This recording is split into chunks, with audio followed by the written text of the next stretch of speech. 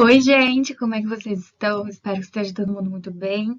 É um prazer muito grande estar aqui de volta para a gente continuar com os nossos vídeos de resolução de questões para o exame da OAB.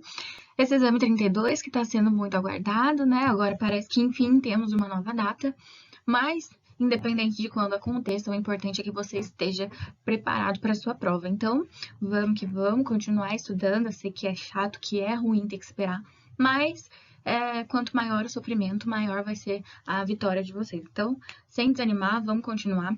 Já quero aproveitar esse espaço aqui para lembrá-los de que vocês vão assistir essas aulas aqui pelo canal do professor Bruno, criado pelo YouTube.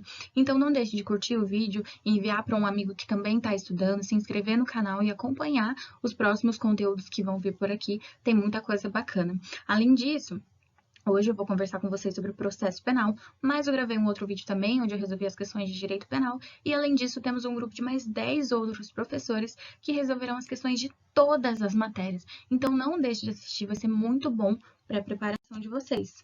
Hoje nós vamos resolver as questões de direito processual penal do exame de número 29, e eu já deixo aqui também as minhas redes sociais, o meu e-mail para você entrar em contato comigo. Tenho postado muita coisa relacionada ao OAB por lá, então se você tem interesse, pode me acompanhar e a gente troca uma ideia por lá também. Questão número 1. Anderson, Cláudio e Jorge arquitetam um plano para praticar um crime contra a agência de um banco em empresa pública federal, onde Jorge trabalhava como segurança. Encerrado o expediente, em 3/12 de 2017, Jorge permite a entrada de Anderson e Cláudio no estabelecimento e, em conjunto, destroem um dos cofres da agência e subtraem todo o dinheiro que estava em seu interior. Após a subtração do dinheiro, os agentes roubam o carro de Júlia, que trafegava pelo local, e fogem, sendo, porém, presos dias depois, em decorrência da investigação realizada. Considerando que a conduta dos agentes configura os crimes de furto qualificado e roubo majorado, praticados em conexão, após solicitação de esclarecimentos pelos envolvidos, o advogado deverá informar que a Justiça Federal é competente para o julgamento de ambos os delitos, b. A Justiça Estadual é competente para o julgamento de ambos os delitos, c. A Justiça Federal é competente para julgar o crime de furto e a estadual para julgar o crime de roubo, havendo separação de processos, ou letra D. Tanto a estadual quanto a federal são competentes, considerando que não há relação de especialidade, prevalecendo o critério da prevenção. Então, notem que nessa questão, o examinador ele quer cobrar de você conhecimentos a respeito da competência dentro do processo penal. E nós temos aqui as seguintes informações. Primeiro, nós temos dois crimes diferentes. Nós temos um crime de furto e um crime de roubo. Ambos foram cometidos ali no mesmo contexto fático. Eles queriam subtrair o dinheiro da Caixa Econômica Federal e logo em seguida, como forma de fugir do local, para se livrar, daquele roubo, aliás, aquele furto, eles foram lá e roubaram o carro de uma pessoa que estava passando pela rua. E um desses crimes ele foi cometido contra uma empresa pública federal. Já o outro ele foi cometido contra uma pessoa comum. E ambos estão conexos, ou seja, existe ali identidade de agentes, de condutas, aconteceram todas ali no mesmo contexto fático. Então, existe conexão entre os dois crimes. A conexão, ela é importante porque quando eu vou julgar crimes que são conexos, eu não preciso, em regra, separar processos. Por quê? Vejam que não faz sentido. Eu posso, em um processo só, julgar mais de um crime que tenham ali os mesmos réus, as mesmas partes, que tenham os mesmos fatos, e muitas vezes a prova ela também vai ser a mesma, Tanto para confirmar o roubo, tanto para confirmar o furto. Então, o que eu faço? Eu reúno os dois crimes, ou mais, não importa, em um mesmo processo só, para esclarecer com maior facilidade. Então, a conexão, ela vai reunir esses dois fatos. Só que se você olhar para a regra da conexão, quem determina qual será o juízo competente para julgar e processar aquela ação sempre vai ser o crime mais grave. Como assim? Aquele crime que tem uma pena maior. Então, um crime de roubo, ele com certeza é mais grave que um crime de furto, só pelo fato de eu ter um emprego de violência e grave ameaça. E vejam que aqui ainda eles foram tão capciosos que colocaram a quantidade da pena em abstrato, A de furto de 2 a 8 e a de roubo de 4 a 10. Só que, embora essa seja a regra, se você for pela regra, você vai parar lá no juiz estadual. Afinal de contas, o crime de roubo ele é um crime, apesar de qualificado, mas aqui, aliás, majorado, mas é um crime, entre aspas, comum, porque foi cometido contra uma pessoa comum, então eu não vou levar para a Justiça Federal. Mas o crime de furto, ele é, em tese, de competência o quê? Da Justiça Federal, porque foi cometido contra uma empresa pública do governo federal. E aí agora, o que prevalece? A regra do crime mais grave, mando para estadual, ou o furto que vai para o federal? Será que eu separo? Percebam, a Justiça Estadual, aliás, a federal, ela tem especialidade, ou seja, ela é considerada mais específica para julgar determinados assuntos. E nestes casos, quando tiver conflito entre Justiça Estadual e Justiça Federal, vai prevalecer a Justiça Federal, justamente em razão da especialidade. E por haver conexão entre os processos, eu não posso separar esses dois crimes e julgar um na estadual e um na federal. Então, sim, a Justiça Federal é que... Então, a resposta da nossa questão, ela é a letra A, a Justiça Federal, ela é competente para o julgamento de ambos os delitos conexos. Inclusive, nós temos uma súmula do STJ nesse sentido, que diz: compete à Justiça Federal o processamento e julgamento unificado dos crimes conexos de competência, não se aplicando a regra do 78, qual seja aquela de que prevalece o crime mais gravoso. Percebam que existe uma única possibilidade onde, embora permaneça o critério da especialidade, a Justiça Federal ela não vai atrair os outros delitos. Quando eu tiver, por exemplo, um crime que seja de competência da Justiça Federal e uma contravenção penal. Contravenção penal não vai para a Justiça Federal, separa e vai para a Justiça Estadual. No caso, quem vai já julgar é o Juizado Especial Criminal.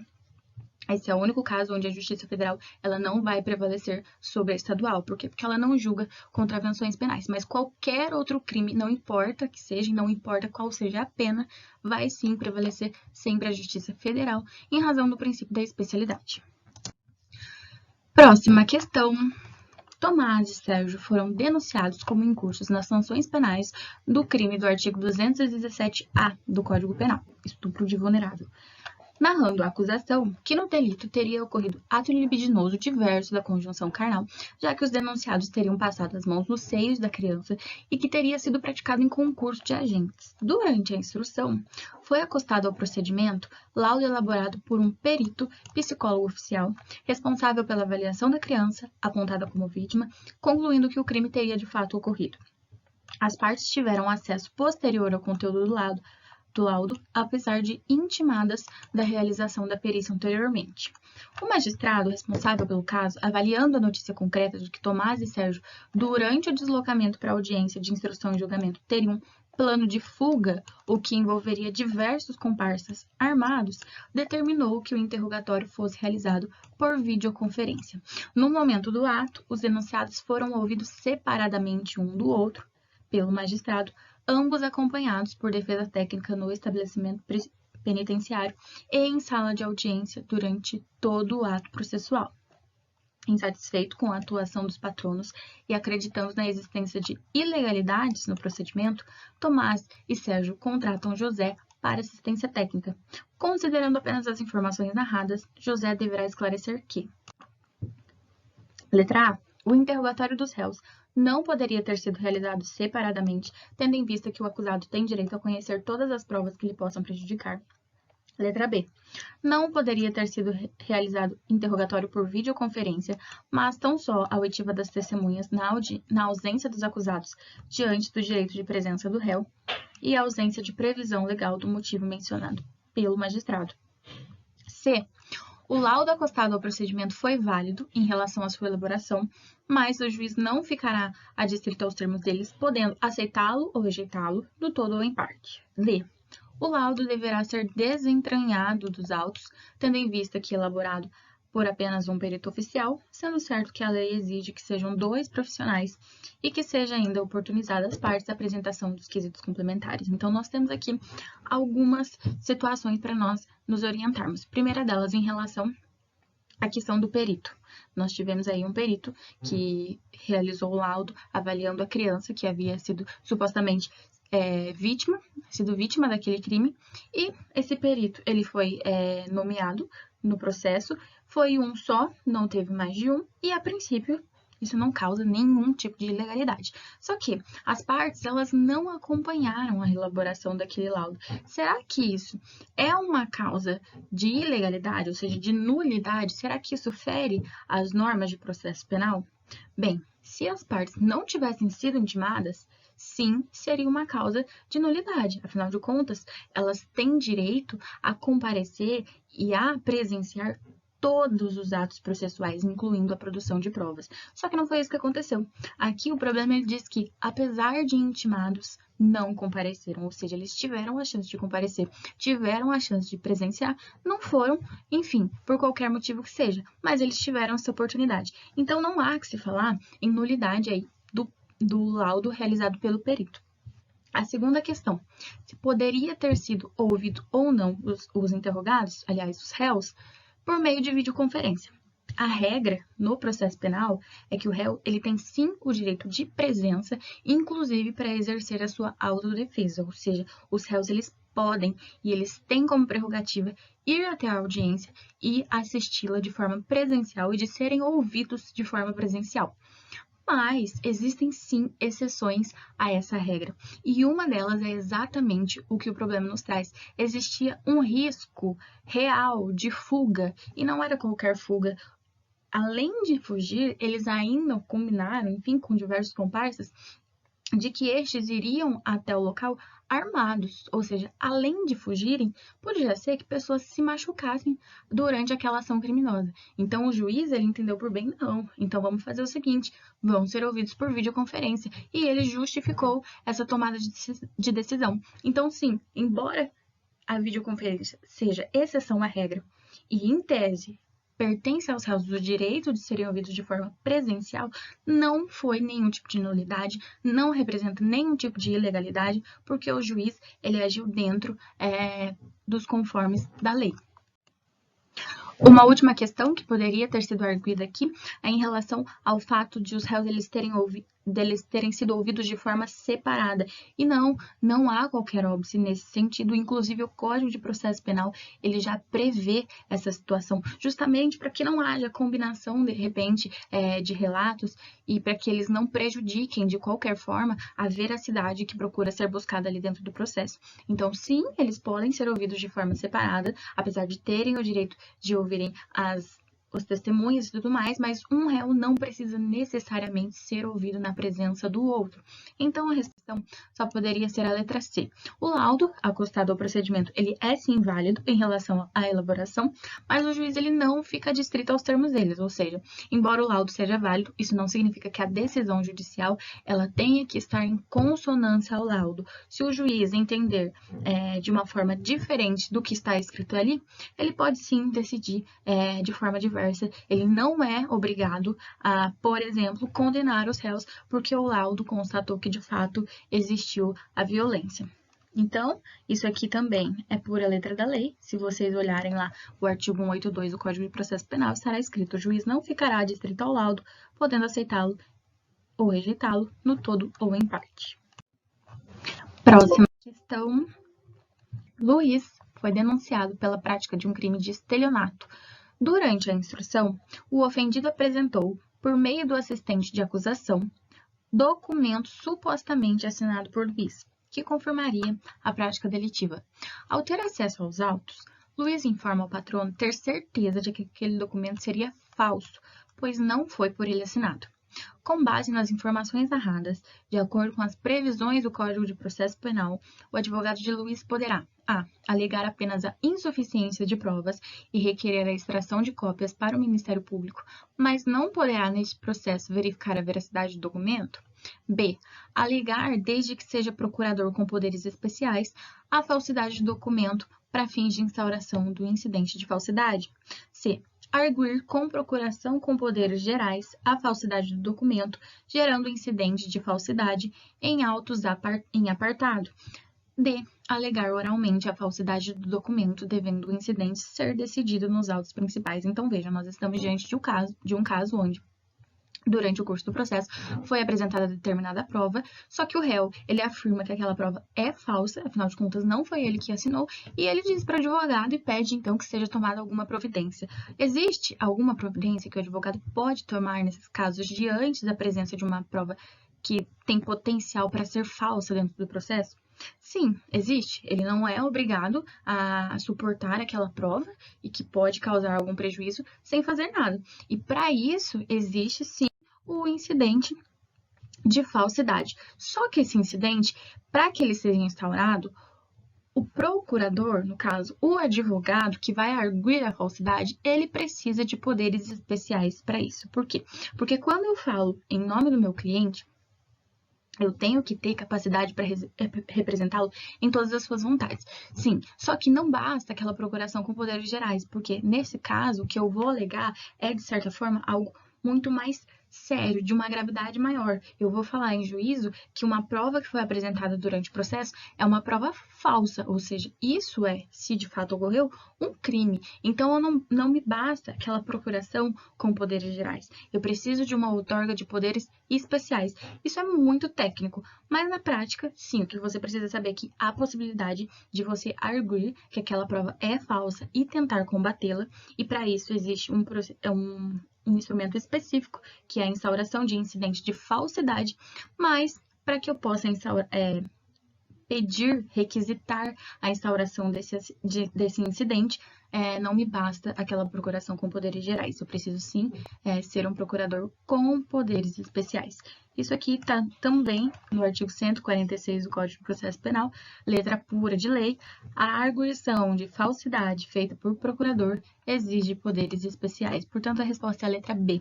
O advogado ele deve alegar, desde que seja procurador com poderes especiais, a falsidade do documento para fins de instauração de incidente de falsidade. Vamos para a próxima. Vitor foi denunciado pela prática de um crime de peculato. O magistrado, quando da análise da inicial acusatória, decide rejeitar a denúncia em razão de justa causa. O Ministério Público apresentou recurso em sentido estrito, sendo os autos encaminhados ao tribunal de imediato para a decisão. Todavia, Vitor, em consulta ao sítio eletrônico do Tribunal de Justiça, toma conhecimento da existência do recurso ministerial, razão pela qual procura seu advogado e demonstra preocupação com a revisão da decisão do juiz de primeira instância. Considerando as informações narradas, de acordo com a jurisprudência do STF, o advogado de Vitor deverá esclarecer que o tribunal não poderá reconhecer do recurso apresentado, tendo em vista que a decisão de rejeição da denúncia é irrecorrível. O tribunal não poderá conhecer do recurso apresentado, pois caberia recurso de apelação e não recurso em sentido estrito. C. Ele deveria ter sido intimado para apresentar contrarrazões, apesar de não figurar como réu, mas tão só como denunciado. D. Caso o tribunal dê provimento ao recurso, os autos serão encaminhados para o juízo de primeira instância para nova decisão sobre recebimento ou não da denúncia. Essa é uma questão bem fácil. Letra C. Ele deveria ter sido intimado para apresentar contrarrazões.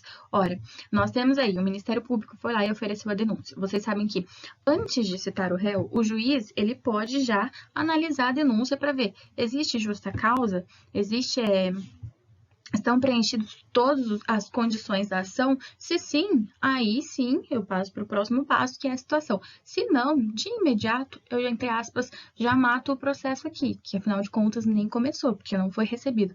Então, ele foi lá e rejeitou a denúncia. Só que da decisão que rejeita a denúncia ou a queixa, cabe recurso em sentido estrito, que foi utilizado, então, pelo Ministério Público. Ele falou que não, eu quero sim denunciar, existe sim justa causa e eu vou provar isso. E aí ele foi no tribunal tentar comprovar. Só que, mesmo ainda não tendo sido recebida a denúncia, mesmo ainda não tendo sido instaurada uma ação penal, o Vitor, que ainda não era réu, ele tinha sim o direito de manifestar, afinal de contas, aquele recurso podia sim apresentar qualquer tipo de prejuízo para ele. Então, ele tinha sim o direito de se manifestar.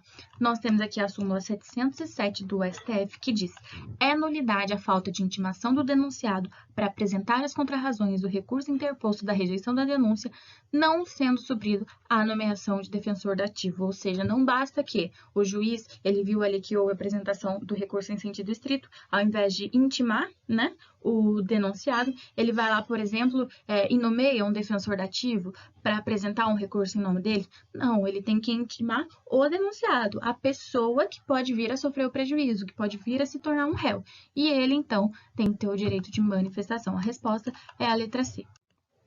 Próxima questão. Vanessa foi condenada pela prática de um crime de furto qualificado pela primeira vara criminal de Curitiba, em razão de suposto abuso de confiança que decorria da relação entre a vítima e Vanessa. Como as partes não interpuseram recurso, a sentença de primeiro grau transitou em julgado.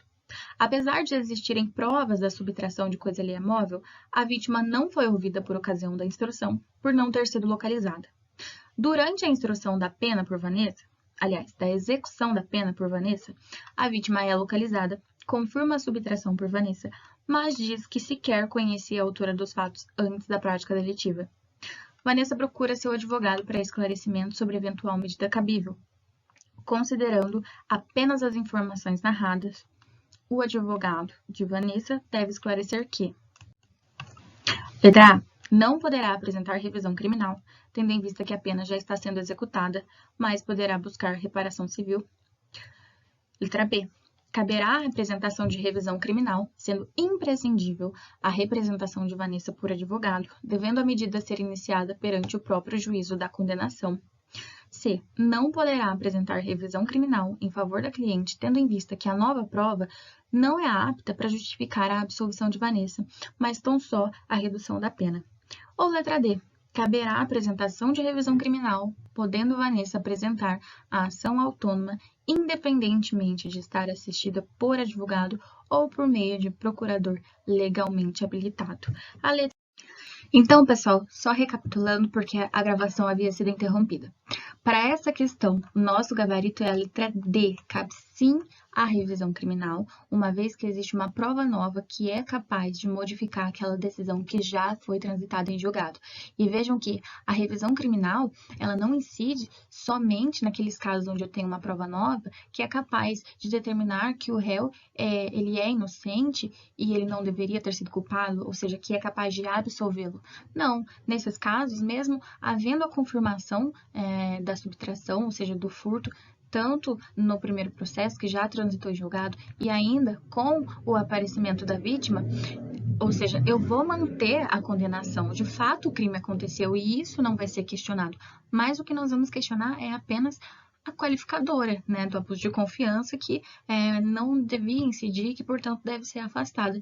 E, nesses casos, a revisão criminal, ela também pode ser utilizada. Eu não preciso necessariamente perseguir só a absolvição, mas eu posso um afastamento de qualificadora ou uma causa de aumento de pena que eu queira afastar, eu posso me valer da revisão criminal para isso e não há necessidade, propriamente, da participação de um advogado. Isso porque é um direito aí da ré ter sua situação, de certa forma, revisada, alterada e possivelmente para melhor. Então, ela não fica dependente da presença de um advogado para isso. Então, sim, a resposta é a letra D, caberá a apresentação de revisão criminal, podendo Vanessa apresentar a ação autônoma, independentemente de estar assistida por advogado ou por meio de procurador legalmente habilitado. Vamos lá para a nossa última questão. Glauber foi denunciado pela prática de um crime de roubo majorado. Durante a audiência de instrução e julgamento, que ocorreu na ausência do réu, em razão do temor da vítima e da impossibilidade de audiência por videoconferência, o Ministério Público solicitou que a vítima descrevesse as características físicas do autor. Após a vítima descrever que o autor seria branco e baixo e responder às perguntas formuladas pelas partes, ela foi conduzida à sala especial para a realização de reconhecimento formal. No ato de reconhecimento, foram colocados com as mesmas roupas, lado a lado, Glauber, branco e baixo, Lucas, branco e alto, e Tiago, negro e baixo. Apesar de a carceragem do Tribunal de Justiça estar repleta de presos para a realização das audiências, inclusive com as características descritas pela ofendida. A vítima reconheceu Glauber como o autor dos fatos, sendo lavrado o auto subscrito pelo juiz, pela vítima e por duas testemunhas presenciais. Considerando as informações narradas, o advogado de Glauber, em busca de um futuro reconhecimento de nulidade da instrução ou absolvição de seu cliente, de acordo com o Código de Processo Penal e a jurisprudência dos tribunais superiores, deverá consignar na assentada da audiência seu inconformismo em relação ao reconhecimento realizado pela vítima. Letra A. Em razão da oitiva da vítima na ausência do réu, já que o direito de autodefesa inclui o direito de presença em todos os atos do processo. Letra B. Tendo em vista que, de acordo com o Código de Processo Penal, ela não poderia ter descrito as características do autor antes da realização do reconhecimento. Letra C. Em razão das características físicas apresentadas pelas demais pessoas colocadas ao lado do réu, quando da realização do ato, tendo em vista a possibilidade de participarem outras pessoas com características semelhantes. Ou a letra D, tendo em vista que o auto do reconhecimento deveria ter sido subscrito pelo juiz, pelo réu, por seu defensor e pelo Ministério Público, além de 3 testemunhas presenciais.